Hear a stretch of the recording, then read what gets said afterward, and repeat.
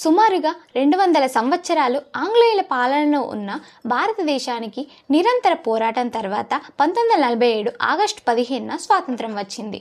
మరి స్వాతంత్రం ఆగస్టు 15న వస్తే ప్రతి సంవత్సరం జనవరి 26వ తేదీన రిపబ్లిక్ డేని జరుపుకోవడానికి గల కారణం జనవరి 26, 1950 సంవత్సరంలో భారత రాజ్యాంగం అమల్లోకి రావడం వల్లే.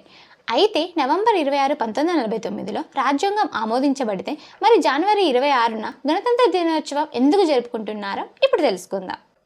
ఆనాడు రాజకీయ, ఆధ్యాత్మిక స్వాతంత్రం వస్తే చాలు అనుకున్న మన నాయకులకు అధికారం బ్రిటిష్ వారి చేతుల్లోనే ఉన్నా పర్వాలేదనుకున్నారు. కానీ జలియన్ వాలాబాగ్ మరియు ఇతర ఉదంతాలు చూసిన మన సుభాష్ చంద్రబోస్, జవహర్లాల్ నెహ్రూ, రాజాజీ మరియు మరికొంతమంది నేతలు కాంగ్రెస్ పార్టీలో వేడి పుట్టించి లాహోర్ వేదికగా 1930 జనవరి 26 తేదీన కాంగ్రెస్ పార్టీ జాతీయ సమావేశంలో తొలిసారిగా సంపూర్ణ స్వరాజ్య తీర్మానం చేశారు.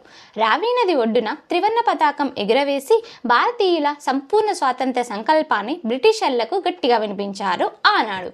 అంతటి చారిత్రక ప్రాధాన్యం ఉన్న తేదీకి గొప్ప స్థాయి కల్పించాలన్న సదుద్దేశంతో నవభారత నిర్మాతలు రాజ్యాంగ రచన 1949లో పూర్తయినా మరో 2 నెలలు ఆగి 1950 జనవరి 26 నుంచి దాన్ని అమలుకి తెచ్చారు. అందుకే ఈ రోజుని గణతంత్ర దినోత్సవం, అదేనండి రిపబ్లిక్ డేగా జరుపుకుంటున్నాము. ఆ రోజున భారత్ సర్వసత్తాక, సామ్యవాద, ప్రజాస్వామ్య గణతంత్ర రాజ్యంగా అవతరించింది. కొన్నేళ్ల తర్వాత లౌకిక అనే పదం వచ్చి చేరింది. మీకు ఈ వీడియో నచ్చినట్లయితే లైక్ చేసి మా ఛానల్ని సబ్స్క్రైబ్ చేయండి. దేశ స్వాతంత్ర్యం కోసం ఎన్నో త్యాగాలు చేసి తమ ప్రాణాలని తృణప్రాయంగా భావించి స్వరాజ్య యజ్ఞంలో సమిధులైన గొప్ప వ్యక్తులకు నా జోహార్లు. జై హింద్. Thanks for watching.